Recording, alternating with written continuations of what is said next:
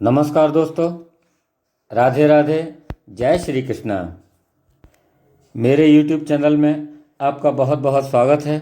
आज के इस वीडियो में हम आपको पुरुषोत्तम मास के महात्म के 23वें अध्याय की कथा सुनाने जा रहे हैं, अर्थात 23वें दिन की कथा सुना रहे हैं। इस कथा के अंतर्गत दृढ़ धनवा उपाख्यान बताया गया है, जिसमें चित्रबाहु, मणिग्रीव तथा मुनि उग्रदेव की कथा वर्णन की गई है। तो आइए सुनते हैं 23वें अध्याय की कथा। राजा दृढ़धनवा बोले कि हे मुनि श्रेष्ठ, पुरुषोत्तम मास में दीपदान का क्या फल है, सो आप कृपा करके मुझसे कहो। श्री नारायण बोले, राजा के विनम्र होकर पूछने पर वाल्मीकि मुनि बड़े हर्ष से मुस्कुराते हुए बोले कि हे राजा दृढ़धनवा, पाप नाशिनी की कथा सुनो, जिसको सुनने से 5 प्रकार के महापातक नाश हो जाते हैं। सौभाग्य नगर में चित्रबाहु नाम का राजा रहता था। वह सत्य प्रतिज्ञ, महाबुद्धिमान, शूरवीर, क्षमाशील, सब धर्मों को जानने वाला, शांत रूप, दया से युक्त, पूजनीय, भगवान का भक्त, कथा सुनने में तत्पर, सदा अपनी पत्नी में प्रेम रखने वाला, पशु एवं पुत्रों से युक्त, चतुरंगनी सेना वाला, कुबेर के समान धनी था।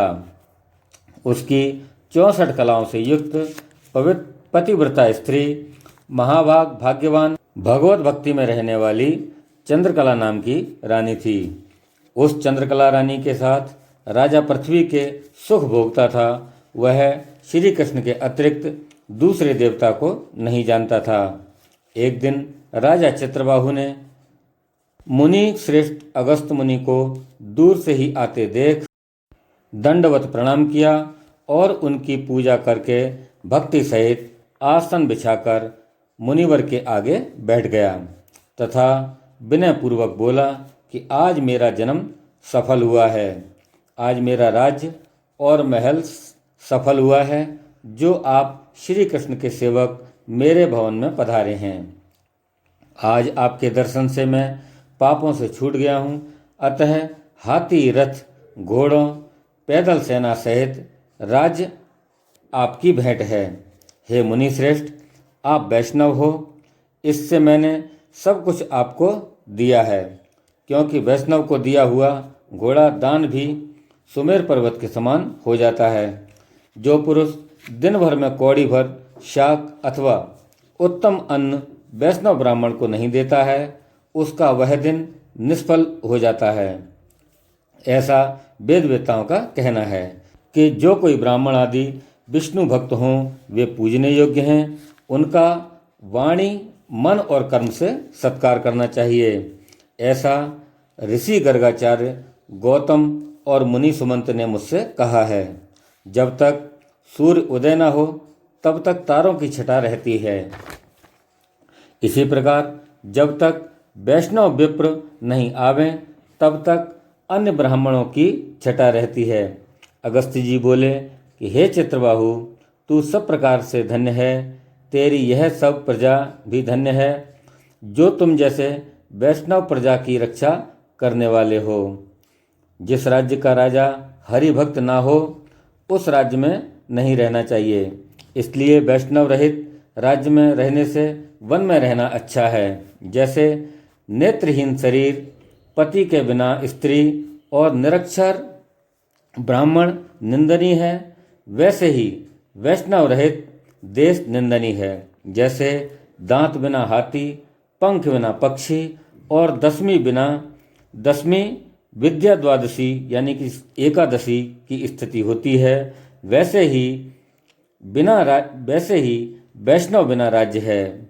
जैसे कुश रहित संध्या, तिल के बिना तर्पण, जीविका के लिए दैव सेवा होती है, वैसे ही अवैष्णव राजा का देश है।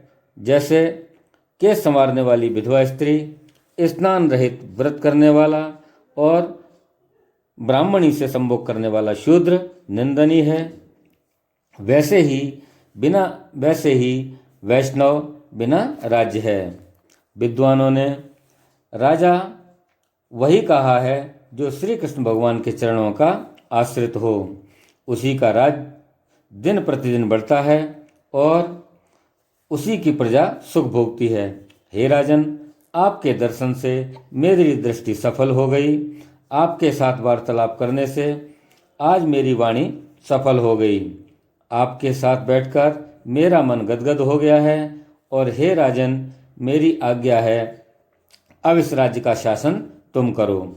मैं तुमको राज्य में पुनः प्रतिष्ठित कर रहा हूँ, तुम्हारा कल्याण हो। श्री नारायण बोले।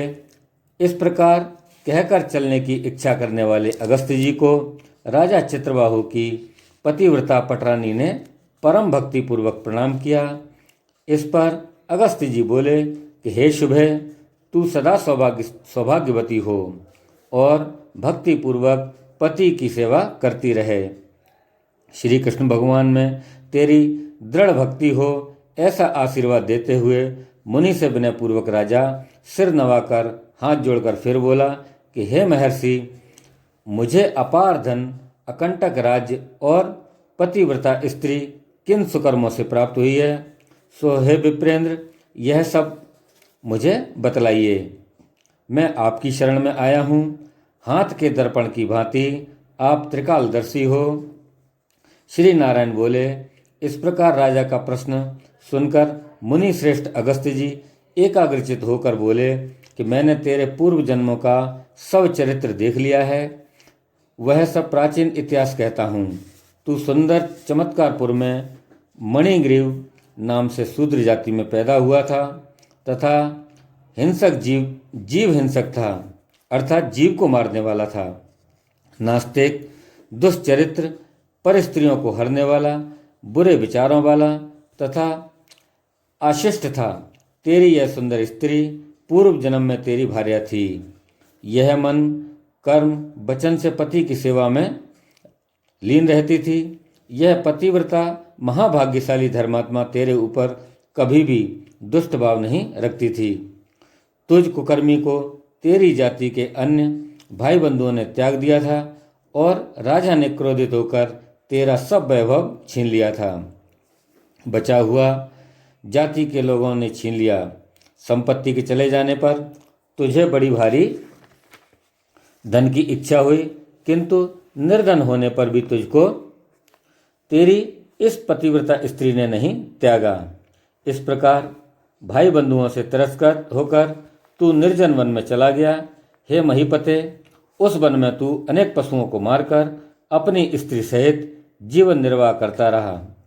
एक दिन तुम, अर्थात तुम्हारा पूर्व जन्म का नाम मणिग्रीव था, धनुष उठाकर मृग का मांस खाने की इच्छा से सर्पों और मृगों से युक्त वन में चला गया। हे राजन, उस निर्जन वन में महामुनि उग्रदेव दिशा भूल जाने के कारण इधर उधर भटक रहे थे। उनके भटकने से व्याकुल हो रहे थे। तेज दोपहर की गर्मी के कारण अत्यंत प्यास के मारे वे व्याकुल होकर वहीं गिर गए और अचेत अवस्था में चले गए। तब भूले हुए दुखित ब्राह्मण को देखकर तुझे दया आ गई। उसे उठाकर अपनी पीठ पर लादकर तू अपनी कुटिया में ले गया। उस दुखित ब्राह्मण की तुम दोनों स्त्री पुरुषों ने बहुत सेवा की। जब महायोगी उग्रदेव को 2 घड़ी के बाद में चेतना जागृत हुई तो वे आश्चर्य में पड़ गए और बोले कि मैं वहाँ था, मुझे यहाँ कौन ले आया। श्रीमन नारायण बोले। मणिग्रीव उस ब्राह्मण से बोला कि हे ब्राह्मण, यहाँ सुंदर तालाब है। इसमें कमलनी के पुष्पों से सुगंधित शीतल जल में स्नान कर मध्याह्नकालीन क्रिया करके आप फलाहार कर श्रेष्ठ शीतल जलपान करें। तत्पश्चात आप सुखपूर्वक विश्राम करें। आप जैसे भगवत भक्त सेवा करने योग्य हैं। अगस्त्य जी बोले।